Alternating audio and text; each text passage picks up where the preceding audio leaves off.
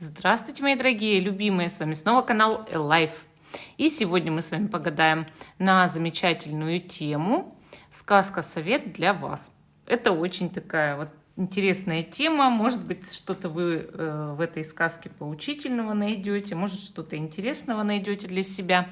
У нас будет 4 позиции и 4 сказки. Вот эта колода Таро, она такая вот очень интересная. Кто-то говорит божественное Таро, кто-то говорит, что это сказки подлунного мира, да, вот у нас даже книга есть. И вот я хочу вам эти сказки сегодня рассказать. Вот такая вот колода. Она мне очень-очень-очень нравится. И, естественно, участвовать будет только одна карта для вас. Карта сказка, да, карта совет. Конечно, мы и просто так на этой колоде с вами гадаем, но сказка это тоже очень интересно и замечательно. Напоминаю, что видео всегда актуально в момент, когда вы его смотрите. Даже если оно записано много лет назад, вы его нашли на просторах интернета, и значит оно актуально для вас прямо сейчас. И пока я выкладываю карты, я вас приглашаю на наш канал Life. Там есть много интересного, и также на канал Школа Таро Альвиен, гадания, заговоры, ритуалы Карина. Напоминаю, что если вам неудобно смотреть в YouTube, то вы можете перейти на Яндекс.Дзен, Школа Таро Альвиен. Это тоже не возбраняется. И также подписывайтесь на мой канал в Telegram. Группа ВКонтакте «Диагностика сканирования целителями». И еще много чего интересного, так что не пропустите. Инстаграм у меня есть, но он сейчас не работает. Итак, наши камушки на позициях выбирайте. 1, 2, 3, 4. Причем вы можете слушать и не одну сказку, а даже все 4, если вам это очень нравится.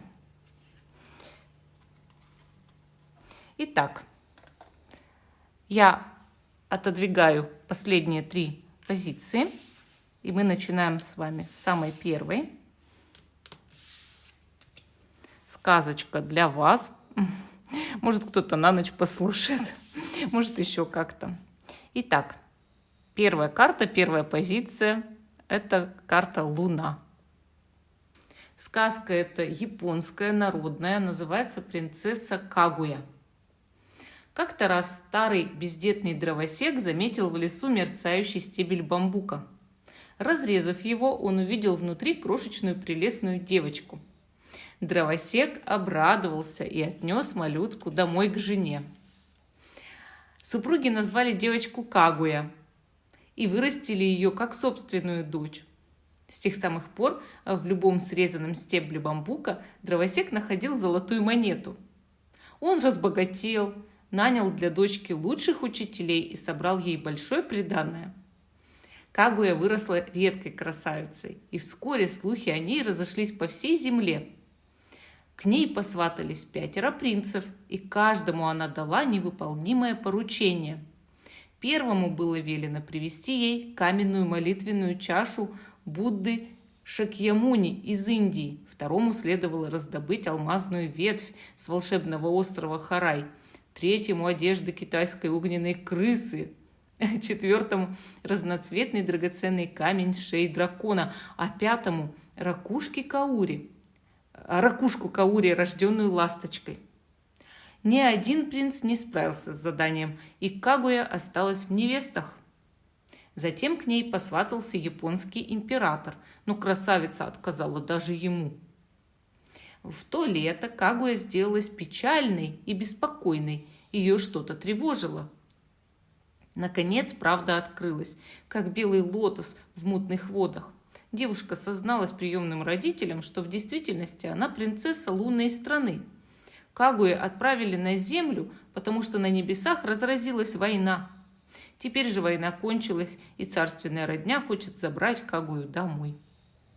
Ей предоставили выбор – остаться в семье дровосека или вернуться на Луну и забыть земную жизнь. Девушке пришлось самой принимать нелегкое решение. Вскоре за Кагуей прибыла небесная свита, и принцесса решила отправиться на Луну.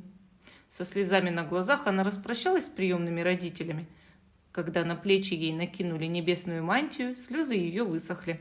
Кагуя забыла земную жизнь и вернулась на родину. Вот такая вот у нас первая сказка. Как хотите ее, так и понимайте.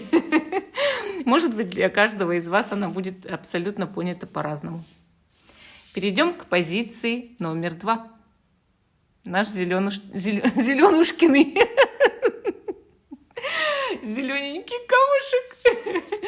Итак, наша вторая карта. 8 пентаклей. Итак, сказка называется «6 лебедей». И эта сказка немецкая, из Германии. Волшебная сказка. Жил-был один король. Жена его умерла, оставив 6 сыновей и одну единственную дочь. Вскоре король женился на таинственной женщине из леса. Мачеха не взлюбила пасынков и однажды, пробравшись к ним в покое, превратила их в лебедей и выгнала через окно. Мужу и падчерице она сказала, что юноши умерли, но девушка ей не поверила и убежала в лес. Там она встретила фею, которая рассказала, что братья живы, но заколдованы. Чтобы снять заклятие, сестра должна была сделать им всем рубашки из жгучей крапивы, не проронив за работой ни единого словечка. Братья-лебеди нашли свою сестру и узнали, что ей предстоит. Они перенесли девушку через море в дальнюю страну и построили ей небольшую хижину. Там она годами трудилась без устали, рвала крапиву голыми руками, мяла босыми ногами, ткала полотно и шила рубашки абсолютно молча. Однажды король той страны увидел красавицу за работой и влюбился. Он уговорил девушку перебраться в его замок, где поселил ее и обеспечил ей защиту. Несмотря на то, что король осыпал ее богатыми дарами и был к ней очень добр, она ни разу не проронила ни слова, лишь улыбалась и продолжала трудиться. Король с каждым днем все сильнее пылал страстью, но его мать не взлюбила чужестранку. Желая избавиться от девушки, старая королева обвинила ее в колдовстве. Мол, рубашки из крапивы нужны для того, чтобы навести злые чары. Красавица не промолвила ни слова в свою защиту, и ее решили сжечь на костре. Но девушка стала работать еще усерднее и к моменту казни дошила все рубашки. Лишь последняя, 6-я, осталась без рукавов. Когда палач уже готовился поджечь костер, прилетели 6 лебедей. Каждому из них сестра дала по рубашке, и они снова превратились в юношей, только у младшего остались лебединые крылья. Теперь девушка наконец смогла рассказать свою историю, и собравшиеся люди были потрясены случившимся чудом. Красавица вышла замуж за короля, и жили они долго и счастливо. Вот такая вот сказка для вас, вторая позиция. Понимаете ее как хотите. А мы перейдем к позиции номер 3. Демид захрапел подсказки. Наш синенький голубенький камушек. И позиция номер 3. Паж жезлов. Итак, ваша сказка называется «Мвиндо». Это сказка, вернее, эпос народа Ньянга, Республика Конго. Так, давайте. Давным-давно в деревне Тубонда злобный вождь Шемвинда повелел своим женам рожать только дочерей. Первые 6 жен послушно родили ему девочек, однако 7-я жена, Ньямвинда, родила сына. Тот вышел у нее из кончика среднего пальца. Мальчика назвали Мвинда. От рождения ему были даны волшебные опахало, топор и мешок удачи с длинной веревкой внутри. Шемвинда вскоре узнал про сына и попытался его убить. Затолкал в огромный барабан и кинул в реку. Барабан отлично держался на воде, и Мвинда решил поплыть в гости к своей тетке Иенгуре. Путь оказался долгим и трудным. Мвинда не раз встречались злобные боги и чинили преграды. Однако нашлись и добрые божества, готовые ему помочь. В конце концов, он заручился поддержкой родни, и дядья выковали ему волшебный доспех. Мвинда вернулся в Тубонда и вызвал отца на бой. Началась великая битва, которая затихла лишь после того, как Мвинда попросил бога Нкубу сжечь Тубонда молнией. А затем Мвинда вернул деревню к жизни взмахом волшебного опахала. но понял, что Шимвинда бежал в мир мертвых через тайный ход. Мвинда погнался за отцом в чертоги Муизы, бога мертвых, где жила и дочь Муизы по имени Каинда. Мвинда и Каинда подружились. Девушка помогла юноше справиться с заданиями ее хитрого отца. Например, вырастить барабаны и собрать урожай за одну ночь. Но к тому времени, как Мвинда победил Муизу, Шимвинда уже сбежал из царства мертвых на небо. Мвинда пошел за отцом, выиграл его в кости у бога небес Шибурунгу. После этого сын отвел отца обратно на землю. Вернувшись в Тубонда, Мвинда отстроил разрушенные дома и женился на местной девушке.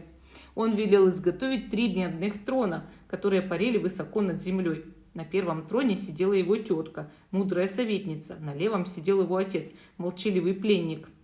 Сам же Мвинда, справедливый и могущественный правитель, восседал посередине. Вот такая сказка для вас, 3-я позиция. И понимаете вы ее как хотите. Я думаю, что смысл тут понятен, но у каждого свое восприятие, да, как вы знаете.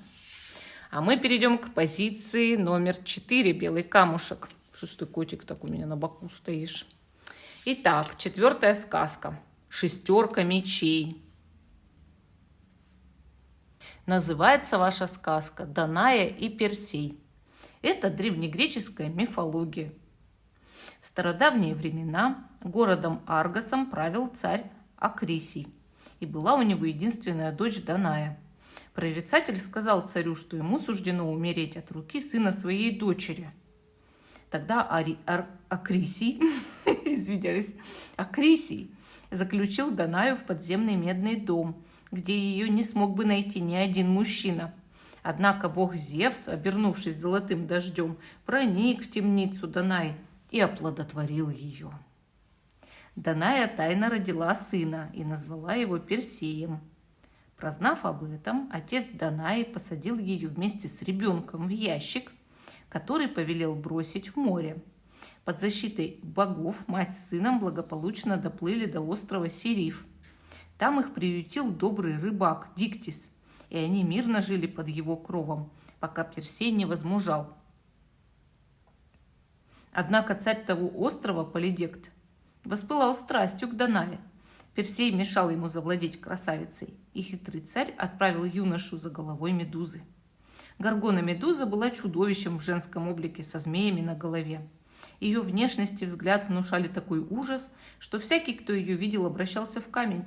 Но Персей сумел победить Медузу, глядя не на нее, а на ее отражение в блестящем щите. Он срубил ей голову и положил в мешок, а затем с победой вернулся на остров Сириф. Полидект не ожидал его возвращения. Чтобы избежать домогательств со стороны царя, Данае пришлось укрыться в храме Афины. Узнав о бедах матери, разъяренный Персей показал Полидекту голову Медузы, и жестокий царь окаменел. Персей забрал мать из храма и вместе с ней вернулся в Аргос. Царь Акрисий, боясь погибнуть от руки внука, уступил ему престол. Однако во время игр, посвященных старому царю, Персей неосторожно метнул диск, который ударил Акрисия в висок и убил на месте. Вот такая сказка для вас, понимаете, как хотите. Надеюсь, что смысл вам понятен, и у каждого свое восприятие. Всем спасибо за внимание. Жду, что вы продолжите смотреть мой канал. Ставьте лайк этому видео, подписывайтесь на канал Life. Всем пока и до новых встреч!